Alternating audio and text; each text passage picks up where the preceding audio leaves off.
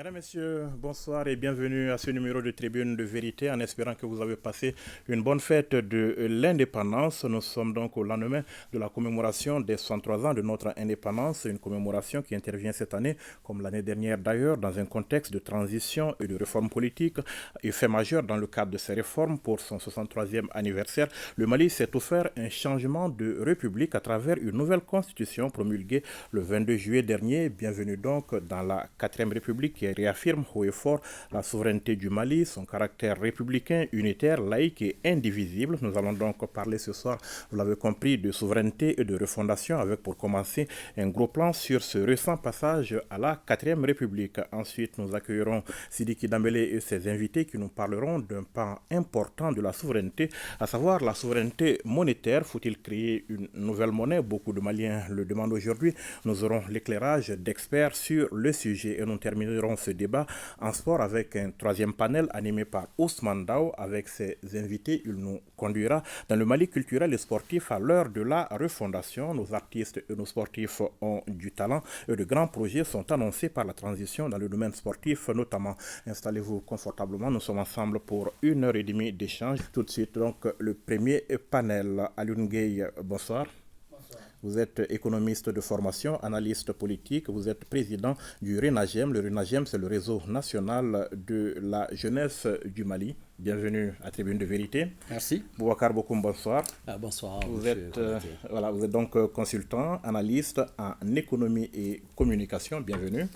Merci beaucoup. Alors, on va donc commencer par le contexte du 22 septembre cette année, un contexte marqué par le départ demandé par nos autorités de la MINUSMA après celui de Barkhane sur la voie de la souveraineté. Qu'est-ce que cela vous inspire à tous les deux? Monsieur Gueye, pour commencer. Ok, merci beaucoup. Je voudrais d'abord rendre hommage parce que nous célébrons le 1er 22 septembre de la 4e République. Donc, je voudrais rendre hommage à tous les martyrs de l'indépendance de 1960 à nos jours.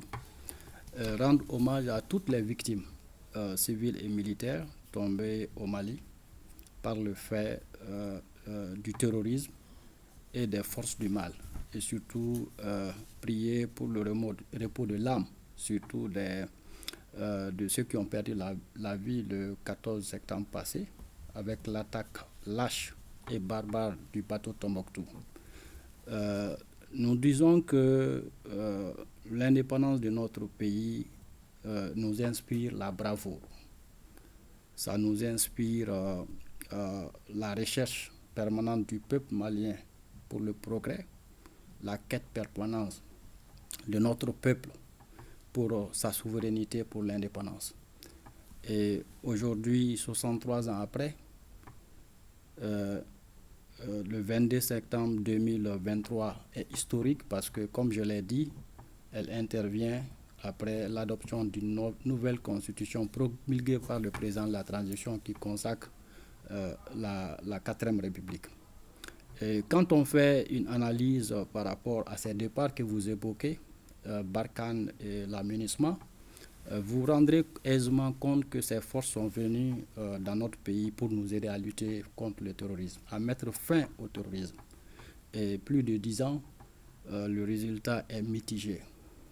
D'aucuns diront négatif, les plus pessimistes. L'ère est alors venue pour le peuple malien de prendre son destin en main et de se dire que par nous-mêmes, nous pouvons tout faire. C'est cet échec-là qui a motivé la décision des plus hautes autorités, avec la montée en puissance de nos forces armées et de sécurité, qui est incontestable aujourd'hui, que nos autorités ont demandé le départ de ces forces-là. Vous avez dit prendre notre destin en main, on est tenté de dire comme lors de l'indépendance, M. Bokoum.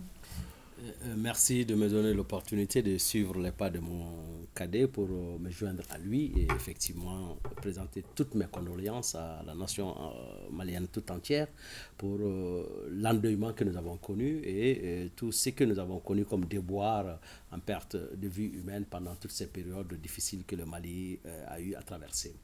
Alors, à cela, il faut ajouter effectivement que cette quête de souveraineté montre à suffisance que pendant longtemps, nous avons cru avoir une indépendance que nous n'avions pas.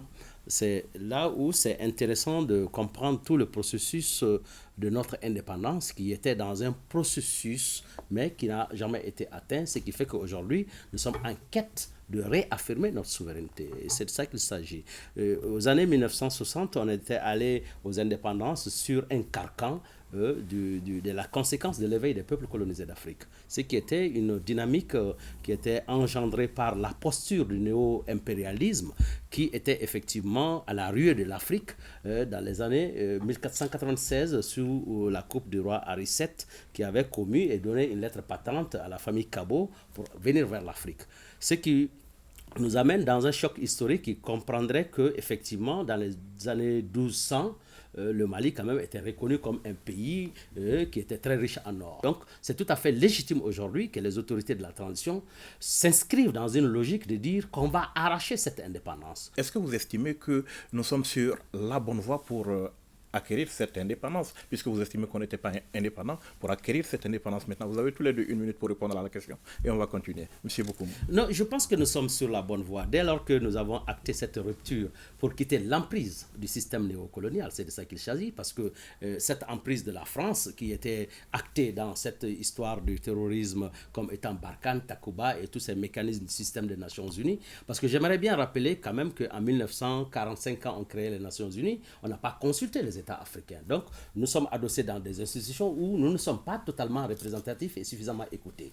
Donc, aujourd'hui, réaffirmer notre souveraineté dans cette dynamique me paraît être la bonne voie. Donc, je pense très sincèrement que le Mali est en train d'acter cette rupture pour quitter l'emprise néocoloniale et s'affirmer de façon souveraine. Monsieur Bokoum, nous sommes sur une bonne voie parce que, vous savez, quand on regarde un peu l'évolution de tout ce qui se passe aujourd'hui dans notre pays, tout porte à croire que les Maliens ont pris conscience qu'ils doivent faire les choses par eux-mêmes.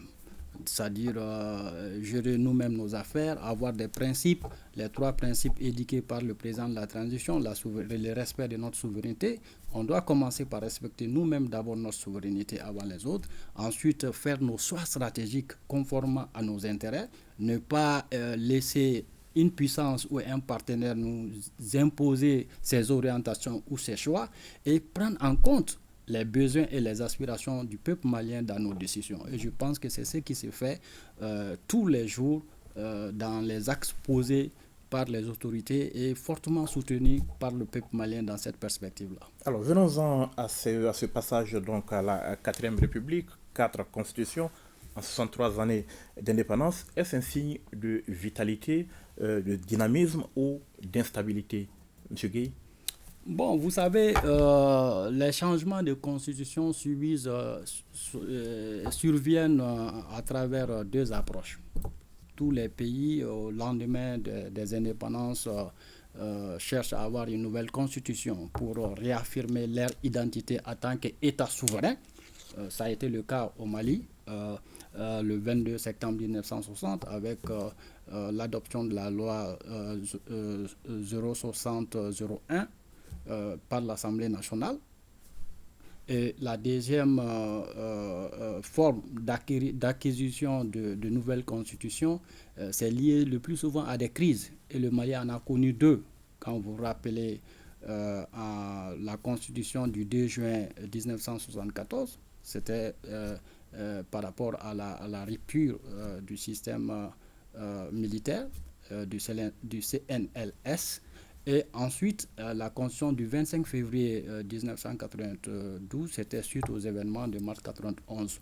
Donc, même la nouvelle constitution, c'est suite aux événements douloureux d'août 2020. Donc, c'est ces 2 ou 3 formes qui fait qu'un État va vers une nouvelle constitution. Mais ça peut aussi constituer une vitalité de progrès. Parce que quand il y a des insuffisances dans la gouvernance d'un pays, quand il y a des blocages profonds, quand il y a des divisions profondes, je pense que le peuple se lève pour réclamer ses droits et le plus souvent, c'est sur la base des soulèvements, toujours dans la quête de progrès, dans la quête d'affirmer en tout cas sa souveraineté ou sa vision, ou bien dans la quête de participer beaucoup plus au développement de notre pays. Donc on peut dire que les changements de constitution ne surviennent pas tous les jours.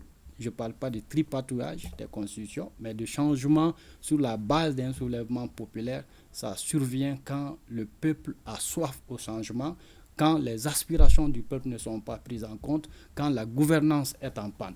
Alors, changement de constitution, donc, dans un contexte de, encore une fois, soulèvement, comme le dit M. Guèye, la question est la même, signe de vitalité ou finalement signe d'instabilité?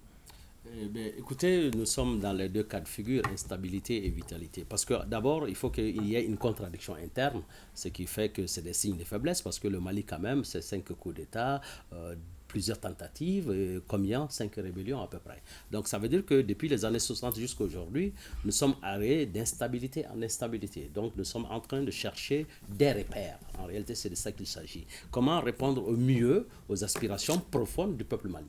Et malheureusement, toutes les tentatives qui ont été vaines montrent à suffisance effectivement que les politiques ont échoué sur beaucoup de domaines. Donc des tentatives souvent qui ont été saluées, mais qui malheureusement n'ont pas donné les résultats escomptés. Donc ce qui fait qu'aujourd'hui, c'est vrai que nous sommes obligés de constater l'échec de ces différentes politiques, ces différentes contradictions. Mais ce qui est certain, et c'est toujours dans la violation des textes qu'on fait évoluer ces mêmes textes. Donc appeler à des ruptures constitutionnelles montre un dynamisme qui met en exergue effectivement la revendication fondamentale, quelle est l'attente réelle du peuple. Donc aujourd'hui, nous pensons que cette évolution vers la 4e République tente de donner des réponses à la demande du citoyen. Maintenant, la question est de savoir, est-ce que dans sa mise en œuvre, le citoyen trouvera tout le compte attendu? Alors, on parle là de la mise en œuvre, mais dans un pays dit de dialogue, on le clame tous les jours, comment se fait-il qu'on ne peut pas faire évoluer une constitution par consensus, dans un processus où tout le monde consent qu'il faut évoluer, mais avec la dernière constitution, tout le monde était d'accord qu'elle a montré des limites. Mais on ne peut pas évoluer par consensus. Oui, vous savez... je vous en prie. Oui, je pense que la Constitution, comme on l'a définie, c'est quand même la loi des lois. C'est la norme des lois. C'est la Constitution qui détermine le fonctionnement de l'État. En ce sens que la Constitution va déterminer quelle forme d'État nous voulons, l'organisation des pouvoirs. Quand on parle de pouvoir, il y a toujours des différences, il y a toujours des divisions, parce qu'il y a le pouvoir législatif, il y a le pouvoir exécutif, il y a le pouvoir judiciaire. Et aussi, la Constitution donne des droits et des libertés aux citoyens.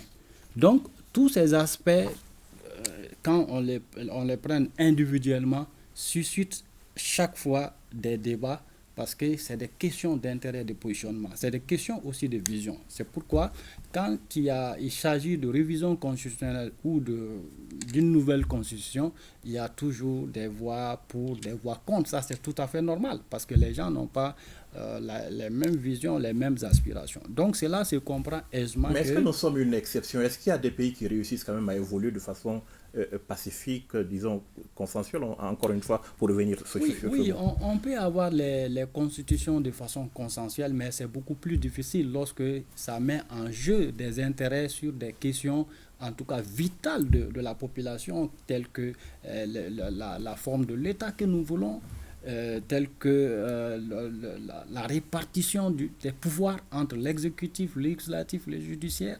Donc ça suscite tout le temps des débats tels que la préservation des libertés, parce que les gens sont jaloux de leur liberté. Et en mettant certaines dispositions, certains peuvent penser que nous sommes en train de mettre fin, de freiner la liberté d'expression ou la liberté de penser. Donc ça suscite toujours des débats institutionnels. Merci beaucoup. Écoutez, un consensus autour d'une constitution, je pense que c'est difficilement admissible sur le plan politique. Maintenant, c'est faisable si effectivement on a une vision partagée. Parce que la plupart de nos États manquent de vision structurelle. Parce qu'aujourd'hui, si vous avez un axe fondamental sur lequel les gens sont divergents, ce sont les opinions politiques et ce sont les politistes. Donc du coup, si vous êtes dans une architecture bien élaborée par rapport à la gouvernance économique, politique, sociale et culturelle. Et lorsque vous avez une distribution de la richesse de façon juste et équitable, vous avez une bonne distribution de la justice, vous avez de fortes chances qu'il puisse avoir un consensus. Mais dès lors que vous avez une gouvernance qui, effectivement, tourne autour des intérêts d'une élite, forcément, vous avez toute cette divergence parce que l'élite et la base ne parlent pas du même langage. Et nous avons aujourd'hui dans nos démocraties des formes de substitution d'une élite qui parle au nom de la majorité, mais qui ne fait rien dans ce sens en réalité. La réponse, elle est carrément à côté de la plaque. Donc on se retrouve dans une posture où effectivement les populations dans leur majorité ne se reconnaissent pas dans les institutions de la République. Vous prenez une loi de la République, dans la majorité, elle n'est même pas comprise par la population. Et juste que dans l'approche culturelle, sociale de cette communauté, on s'est dit, ok, c'est les dirigeants, ils ont décidé, nous on subit. Oui. Donc, la plupart du temps, on laisse l'État faire parce qu'on croit qu'on est délaissé par cet État. Parce que la réponse fondamentale que l'État devrait apporter, elle n'est pas là. Dans la distribution de la justice, elle n'est pas là. Dans la distribution de l'économie, elle n'est pas là. Dans la distribution des postes, sur toute la ligne, nous constatons une certaine dichotomie qui fait qu'effectivement, on ne se reconnaît pas dans les institutions. Donc, ce qui fait qu'aujourd'hui, demander un consensus, ça veut dire avoir un consensus autour d'une personne. Et difficilement, on peut avoir, quand bien même on peut penser que les gens ils sont naïfs, ils ne sont pas des grands intellectuels, mais les gens ne sont pas aussi naïfs pour ne pas comprendre les fondamentaux de la gouvernance. Parce que nous sommes quand même une nation qui a été gérée par des empires et les gens, ils ont cette bonne habitude de la bonne gouvernance. Donc, ils savent faire la lecture. Donc, du coup, ils sont impuissants face à des États qui ont une grosse machine de répression, qui ont des grands mécanismes qui les écrasent. Donc, du coup, on ne peut pas avoir le consensus dans un tel cadre. On est obligé de suivre, et souvent, c'est des personnes qu'on nous demande de suivre, et non des modèles de gouvernance. Parce que les politiques n'abordent pas fondamentalement la question de la très bonne gouvernance. La plupart du temps, les politiciens, vous avez un homme qui porte et on s'agglutine et en réalité, on a un système de grands électeurs au Mali qui ne dit pas son nom. Donc, c'est des grandes familles, c'est des grandes entités qui, effectivement, sur l'architecture, soit religieuse, soit sociale, culturelle ou traditionnelle, on se trouve dans des mécanismes où les gens ils sont emballés dans un mécanisme. Donc, ce n'est pas ça la réalité de la bonne gouvernance. Alors, moi, je vais vous demander de faire quand même un petit survol historique. On va devoir aller très rapidement. 4 constitutions, 4 républiques. Si on essaie de jeter un peu un regard rétrospectif en termes de système politique, qu'est-ce qu'on peut retenir de l'évolution du Mali? On va devoir presser le pas, hein? Allez rapidement, monsieur Bokoum. Écoutez, d'abord, la Première République, les années 60.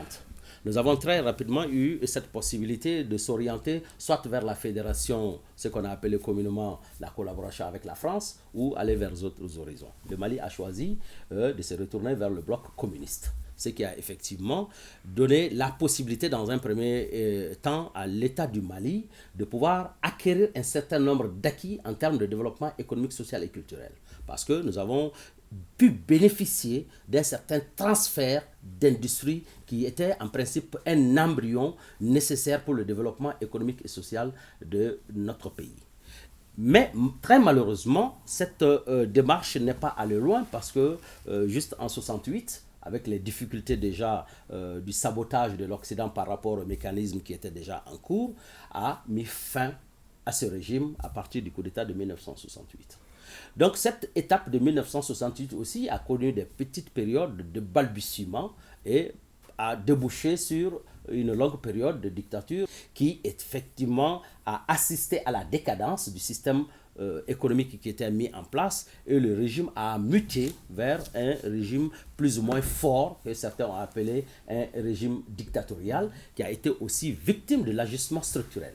Ce qui fait qu'effectivement ce régime aussi très vite a basculé en faisant face à ce qu'on a appelé à l'époque les contingences du sommet de la Baule, avec cette rhétorique du général Moussa Traoré qui consistait à dire qu'on ne doit pas nous faire porter une camisole de force, qui malheureusement on a été obligé de porter, qui fait effectivement à partir de 90 a donné naissance effectivement aux mouvements démocratiques qui ont pu gagner ce combat et ont mis à terre Moussa Traoré pour aller effectivement à la Troisième République qui a eu tout son apogée sous naturellement Ibeka.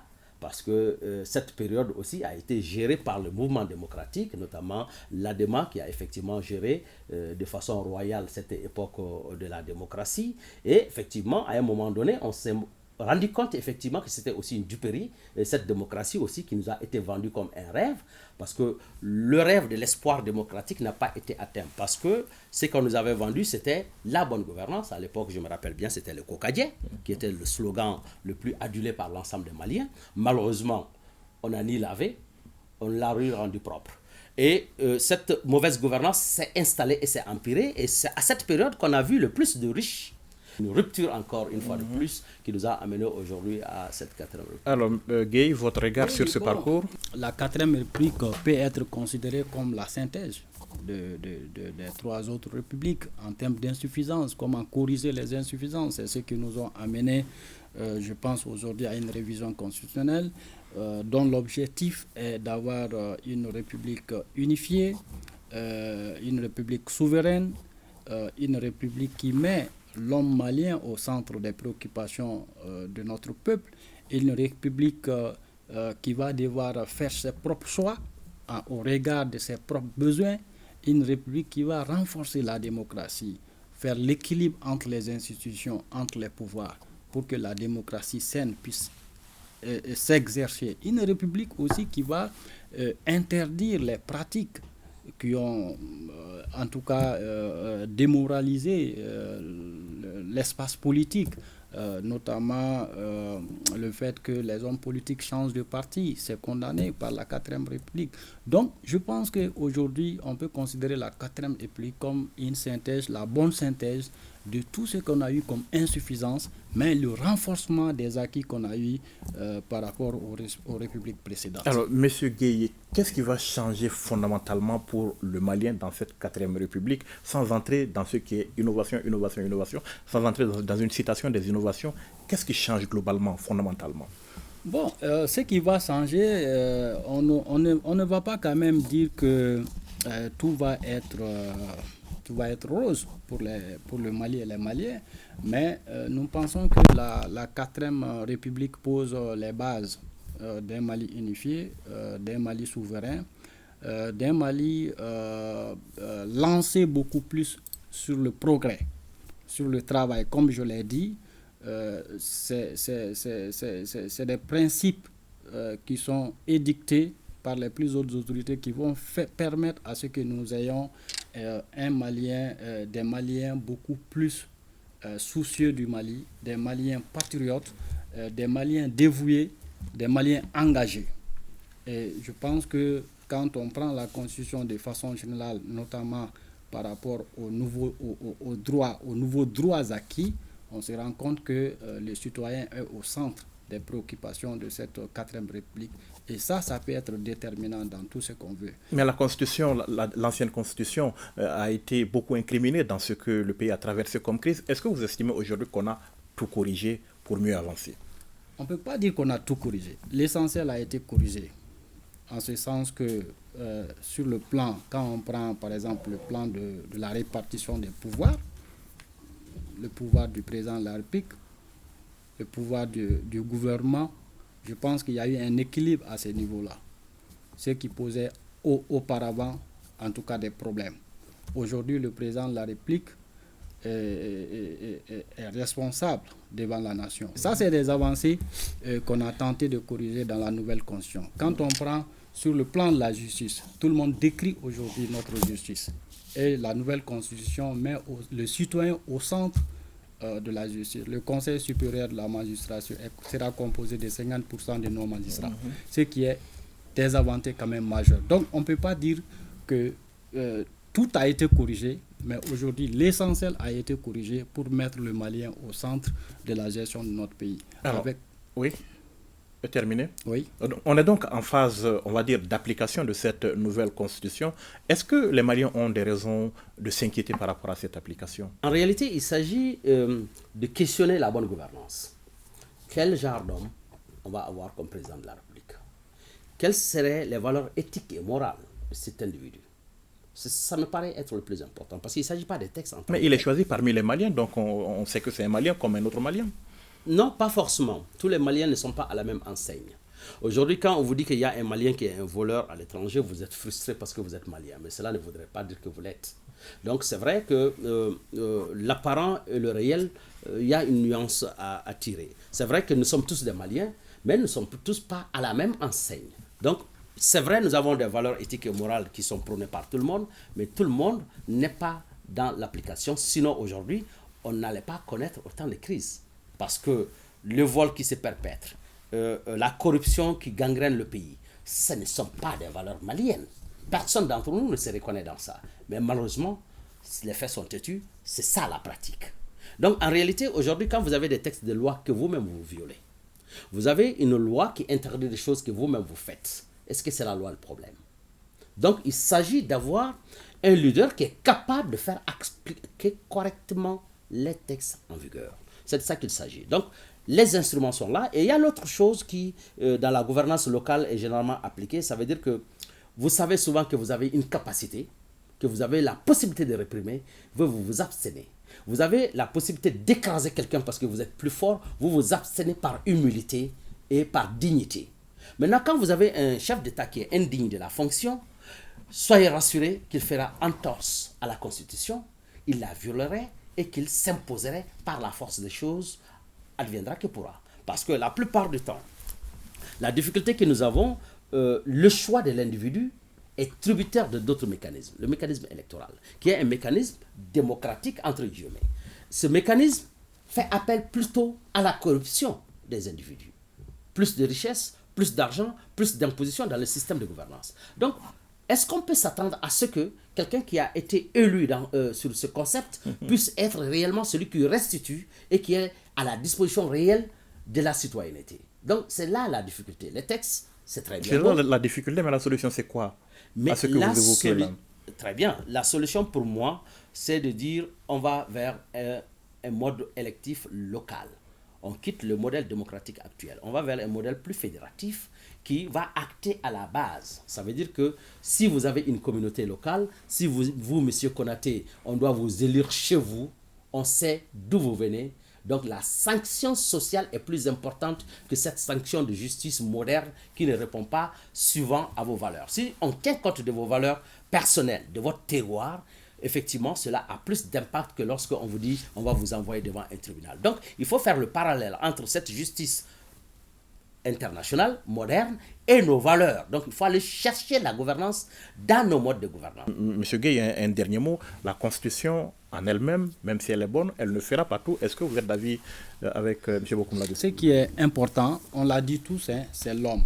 Ce n'est pas forcément la Constitution. Aujourd'hui, on peut dire sans risque de se tromper que la nouvelle Constitution est meilleure que les anciennes constitutions. C'est pourquoi elle a été, en tout cas, votée par les Maliens. Donc, je pense qu'aujourd'hui, on peut espérer sur la 4e République parce que les Maliens sont engagés à refonder ce Mali-là, à aller de l'avant dans l'unité et dans le progrès. Et tout cela ne peut se réaliser que lorsque nous nous mettions ensemble, que lorsque nous faisons une union sacrée autour du Mali, au regard des défis sécuritaires actuels que nous avons, au regard des défis économiques que nous avons, au regard de la géopolitique que nous avons, je pense que le Malien va être au centre de la 4e République. Et je suis convaincu que nous avons tous les moyens en tant que Maliens de relever les défis pour notre pays. Alors, on va terminer sur ces notes d'espoir. Merci donc, chers invités, d'avoir accepté de débattre avec nous. Je rappelle qu'on était avec Alioune Gueye, économiste de formation, analyste politique, président du RENAGEM, et Boubacar Bokoum, consultant, analyste en économie et communication. Merci donc, chers invités. Tout de suite, place au deuxième panel consacré à l'économie.